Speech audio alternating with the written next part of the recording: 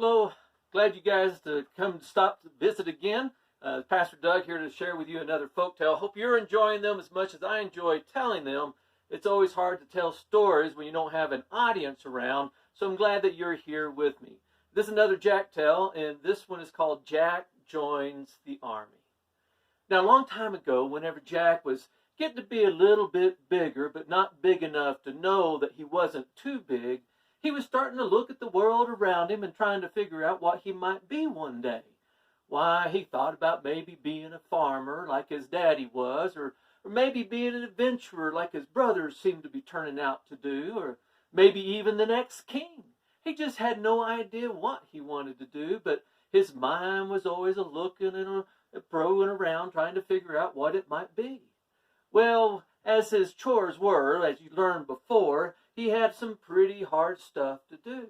Why, he had to help his mama out around the house, and that meant he had to chop the wood, and he had to make the fire and haul out the ashes. He had to draw the water in the creek and bring it on up to the house, make sure everybody had something to drink, good and cold, work in the little garden they had, all kinds of chores. But as I'd said before, his favorite chore of all was going into town ever so often to get a sack of beans and some cornmeal. The reason he liked going there, because he got to go to Mr. Hemphill's store.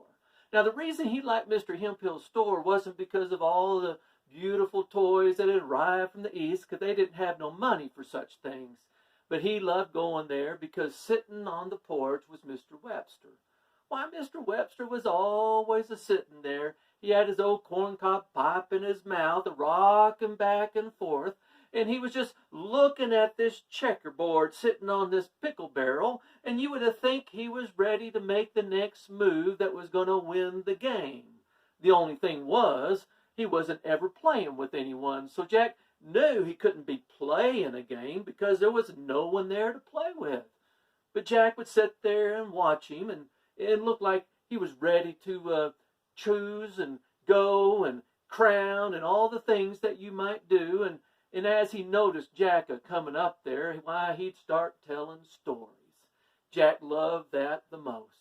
Why, he'd tell stories about victory and valor. He'd tell all the stories that were around. Why, the way he told him, you'd think he was the very one that banished the witch of Jonesboro, or he might have been the one that got the king's men back away from them giants. Why, he had all kinds of wonderful things to be doing.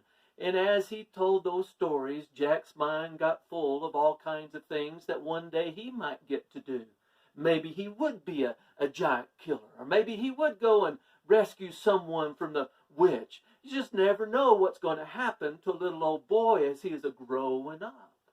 Why, he'd always go on in, and by the time his mind was full of all kinds of stories from Mr. Webster, why, he'd pretend on the way home that those beans were like gold nuggets, and he was carrying gunpowder instead of old flour, and he'd be making his way back through an enchanted forest with all kinds of ghouls and goblins and witches and giants and all sorts of fellas, the things that might happen to him. And by the time he got home, he was panting and having a great time because he had had a marvelous adventure. Well, one time, whenever Jack was taking care of this regular chore of his, he got close to Mr. Hemphill's store, and when he got real close, he noticed that Mr. Webster wasn't there. Why, he just thought to himself, oh, this is going to be a terrible day. Why, I had to work all the way down here, and now I'll just have to lug that stuff back. But when he got there, he went on into the store, and Mr. Hemphill said, oh, Jack, did you hear about the Kingsmen? He said, no, I hadn't heard no Kingsmen. I'm not even sure what one is. I mean, there's a king always got this fellas helping him and stuff like that, but, what are you talking about? He says, oh, Jack, that's where Mr. Webster's at. Why, he went on down to Mr. Thompson's field whenever the prince's army come in. Why, they got all down there, and they got all their tents set up. They're going through all their drills. If you haven't seen a Kingsman, an army fella like that, boy, Jack, you ought to get down there and take a look. Well, I'll hold these goods for you right here. You get on down there. When you get back here, I'll send you on home. Well, Jack couldn't think of a better plan, and so he went on down to Mr. Thompson's field, and sure enough, there was Mr. Webster leaning up against a post, just gazing off into the field at them men. Why, Jack had never seen anything like that in his entire life. Those were the most handsome men and shaped men he'd ever seen. Why, they had great plumes up on their helmets, and everything was polished and gleaming in the sun. Why, they had their chin straps, and they had their breastplates, and they had their buttons, and their boots, and their swords, and their muskets, and they had everything going on, and they just looked right. And when he got down there, the sergeant was calling out drills, and every time he'd call something, they'd just snap to, and they'd go into motion, they'd come around. They would do everything they were supposed to do when they were supposed to do it. Why, Jack saw them all moving this way and that way and getting in this formation and going between and back, and he was just mesmerized. And he just sat there and watched. And the more he watched, the more amazed he was.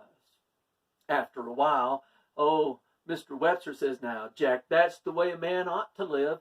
Out there going on great adventures, fighting for the king. There's no telling where these men are headed to do something wonderful for the kingdom. And why, I tell you what, someone who joins the army is someone everybody looks up to."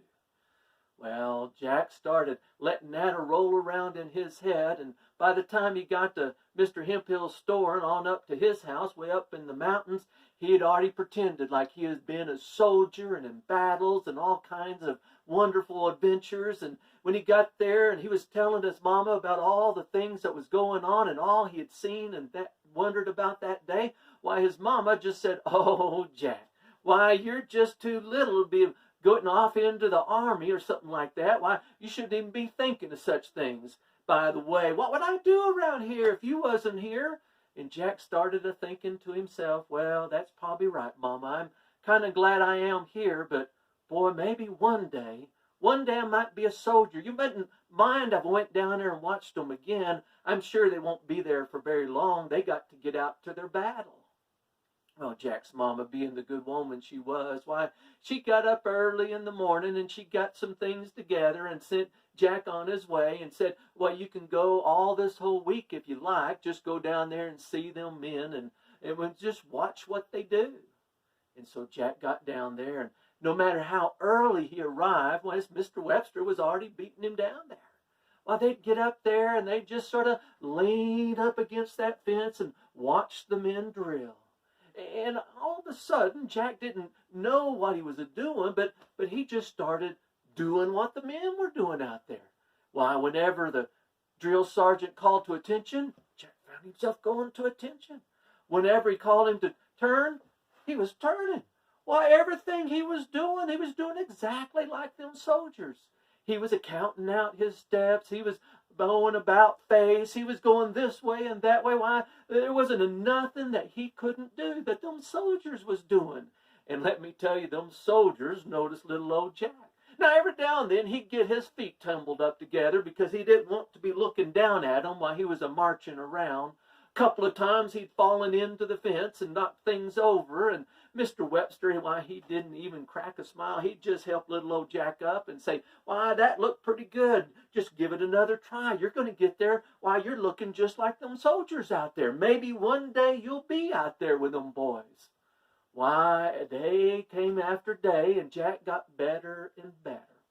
He got so good that the soldiers themselves noticed that Jack was over on the other side of that fence doing everything that they was doing. And they thought it was the most wonderful thing they'd seen. And one day, toward the end of the week, one of them soldiers had called Jack over. Jack couldn't believe it. They'd noticed him. They'd seen what he was doing. And they called him right on down. He got out there and he got over there, and the king's men just started talking to him. Says, "Oh, Jack, we've been watching you, and why you can do everything like we can, and why we just was wondering if you might want to come out and drill with us on the field tomorrow morning. You see, tomorrow morning is going to be the last day we're going to be around here before we go off following what the king wants us to do. We've been drilling and we've been working, and now we're ready to go into the battle. And we just got to scrap together a bit of a uniform for you, and if you'd wear it here in the morning, we'll let you go ahead and drill with us."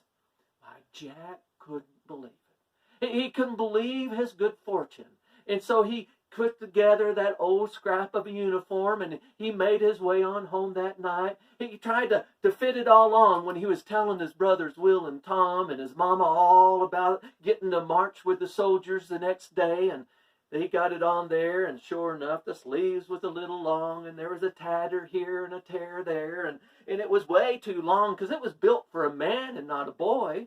And so his mama, being the good woman she was, why, she went to mending on that thing that night. She must have stayed up the whole night, but in the morning when Jack got up, there was a uniform that was just right for him. It fit him nearly as good as anything he had ever worn in his whole life. And right next to it, his brothers, not about to be outdone of being good, had carved him a sword that he could put right down by his side, and had him a nice bit of a wooden gun that he could carry with him. Why, Jack was so excited he put that together, and he just found himself marching all the way into town. Why, he just put one and the other, and he found himself making nice sharp turns. It was everything that he could do. Why, by the time he got himself all ready, he got himself down there early, and they was still eating breakfast. Why, they called Jack on in, and they just marveled at how he looked like a soldier. And they started to tell him, well, if you're going to look like a soldier, you ought to eat like a soldier. And so they gave him some of the grub they'd been cooking up, and well, it wasn't as good as his mama's cooking. It sure did taste good to be sitting around with all them soldiers getting ready to go drill. Well, whenever it came time to drill, they all got lined up, all of their different regiments, all their different sections, in each one and every column and every row, and at the very back they put little old Jack. Why, they put him back there, and whenever you looked down a row, well, you couldn't really see him because all the others Kingsman was right in front of him. They figured he'd be hidden back there pretty good, and so they let him go. And that's whenever the sergeant come out. He called them all up into attention, and whenever they came into attention, that's whenever the sergeant turned around and introduced the prince. Why, the prince had ridden over the night, come in the morning to inspect his troops, and he was telling every one of them that he had come there to look at them and to commend them for their hard work so that he could lead them into battle. And he was ready to review them, to watch them as they showed just how good they could go through the movements that would be called on them to be able to go against the enemy.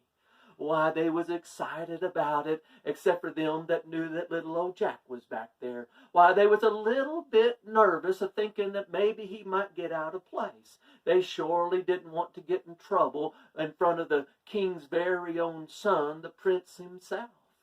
Why, they got together, and whenever the sergeant turned around and started calling his orders, they just started marching this way and that way. They started doing their drills, and every time Jack was exactly where he was supposed to be. And now, every now and then, because it was a pretty long drill, there was a couple of soldiers that might be out of step, and so they'd have to cover up. And they'd have to get back in order. And whenever they was out of place, why, it left a view back to little old Jack. But by the time they got themselves covered, he was covered up again too. Every now and then, whenever the drill sergeant was turning around to talk to the prince about what he was calling on the men to do, why, if there was anybody that was got a sore arm or they'd gotten their gun not quite right, they would get it and adjust it until the sergeant would turn right back around. Why, everything was good until the very end of the drill, whenever the prince was about to give his commendations for the best of the best. And whenever he did, he gave out medals, and he gave out honors, and he gave out awards that were earned by the soldiers in their time of preparation. And as everything was coming to an end, that's whenever the prince said, "And I want to know about the young cadet at the very back of the back. I noticed him, and he was always where he was supposed to be, and I don't really remember someone like that, but I can't wait to use him in my army. Why, we could use him as a messenger going from one section to another. He doesn't look big enough to be in the heart of the battle, but we could sure use him on our side right now, because he could be a part of this army, and I know he's going to be a good one." And that's whenever the sergeant turned around to the prince and says, "Oh, sir, I know everybody in this army for you. I know their name, and I know where they sleep. I know how well they take care of their uniforms and their guns, and I know everything about them, so I can help them get to be the best that they could be. And I hate to tell you, but that little old cadet back there is not one of yours, sir.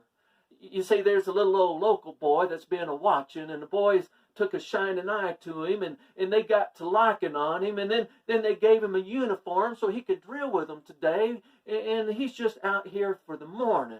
He's going to get on back to his home. I'd like to say he was one of your men, I would. He's a good little old boy, and one day he'll make a fine soldier, but I tell you, he's just not ready yet." Well, the prince had everyone dismissed, but he asked if he'd call Jack up into his tent. Jack was pretty nervous to be called in before the king's son. He got himself up in there, and when he did, there was a little place for him to sit. And as he sat down and looked up at the prince, why, the prince come out, and he called Jack into attention, and Jack went into attention. He called him everywhere he was supposed to be and what he was supposed to do, and he just did all the drills right in front of him. And that's whenever the prince's son said, "Oh, I've heard your name was Jack. And it's a good name it is, because it fits you well. Why, it shows that you can do what you want to do. And I don't know what you've ever been thinking about what you might do one day when you grow up, but you just might be a great soldier. Why, you got a uniform that looks great. You got everything that you need to be a soldier at this point, except for one little thing." And Jack said, "Oh, what's that?" He says, "Well, in order to be a soldier, a kingsman, why, you have to pledge your allegiance to the king. You just have to let everyone know that you are going to live for him and fight for him and stand for him and follow his orders and obey his commands, and that you are going to be where he wants you to be and do what he wants you to do with all your soul and all your might. And all you have to do is give your allegiance. And if you do that right now, why, I'll just take you along with all these soldiers when we take off, and you can start being a soldier now. Now, I know you still got some growing to do, and you can do that. And as you grow, you can watch the men around you, and one day you'll be the finest soldier in the king's army, because you'll know no other way of living than his." And that's when Jack actually started thinking about his chores. He'd never thought about his chores in a good way before. He started thinking about what would happen if he wasn't around to do them. Why, his mama would have to go down to the creek and get the water herself and carry it up to the house. She'd have to chop the wood, and she'd have to clean out the ashes. And why, she was already doing so much around there, just getting them together and making sure they had clean clothes and food and everything else she did around there. Why, she didn't have time to do the stuff that, well, what Jack did. And so he just looked up to the prince and said, "Oh, sir, I want to be a kingsman one day. I think I really do, but I just can't do that right now. You see, I got to go home and make sure that I take care of my mama while I can, and one day I'll be gone, but right now I think that's my place. I think I need to be back there with her and doing what she wants me to do." And that's whenever the prince's eyes begin to glow with a red that he'd never seen before. Why, he just looked at Jack and he said, "Well, if you're not going to be one of my soldiers, then looking like one's not any good for you." And so he just reached down and he grabbed hold of Jack and he ripped off his uniform and pulled it aside. He took off his boots and he ripped them too, and he broke his gun and his sword and throwed it off over in the fire, put on some old rags to him and says, "Well, if you're not going to be one of my soldiers, I just need you to know that looking like one isn't going to do you any good. One day you're going to have to give your allegiance to the king, and you're going to have to live for him, and there's no turning back when you do that." And Jack didn't want to do that. And so he was pretty sad. Why, he went out of the prince's tent, and the soldiers noticed that he'd come out with no uniform, just some old clothes that the prince happened to have. And as he made his way across the field, Mr. Webster wasn't there. Nobody would say hi to him or anything, afraid that maybe they'd get in trouble for even acknowledging that they'd brought Jack into this whole business. Jack climbed over the fence and made his way on into town to Mr. Hemphill's store, and sure enough, there's Mr. Webster, sitting there in a rocking back and forth with his old corncob pipe, just tapping it away. Oh, Jack got up there and looked at Mr. Webster and said, "You're not going to believe what happened. I can't hardly believe it myself." "Oh, I just don't have to go on any further, Jack." He said, Mr. Webster said, I saw. I was up there. I was so proud for you. Why, you were the best soldier on the field. You should have seen yourself, Jack. Why, you were exactly where you needed to be. You was never off to the right nor the left. You was never out of place to the front nor the back. You was always everywhere you were supposed to be. You heard every command and you obeyed every command. And why, you look just like a soldier. He said, "Well, that's the whole thing, Mr. Webster. I mean, I was a soldier for a day. Can I just tell people I was a soldier for a day?" Oh, Mr. Webster started to thinking about that and said, "Well, I'd like to say that you was a soldier for the day, but at least as far as I can remember, there's only one way to be a soldier, Jack, and that's a giving your allegiance to the king. If you don't give your allegiance to the king, it really don't matter if your soldier, or things not quite right. It doesn't matter if your boots aren't so shined as they should be, or your uniform's not quite fit, or you're out of line one way toward another, or even if you are not the best shot or the best defender or anything else. First and foremost, now you want them things to be the best that you can, but the best thing is to give your allegiance to the king. And that's how you become a soldier, even for a day."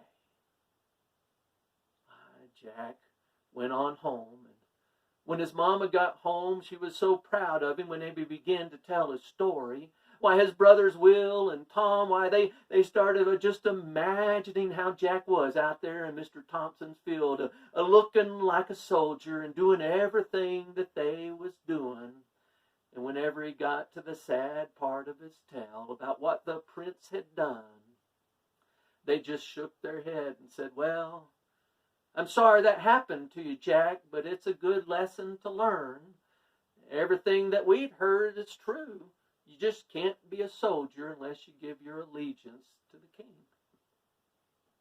Now, I hope you enjoyed that story, and I tell it to you because of a thing that Jesus said to a man who had come to him. Why, he had come to him and said, "Jesus, I want to follow you, but first let me go back and take care of some things at home." And that's whenever Jesus told him that he was not fit for the kingdom. Because anyone who was going on the plow and they turned and took their hand off of it to do something else, Jesus said was not fit for his kingdom. And I don't know about you, but that's one of those hard teachings. Because sometimes in our lives, there are lots of other things that we want to be doing rather than following our Lord, the God's only Son.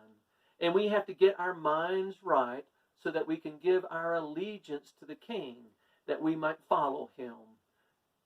And that is the end of that.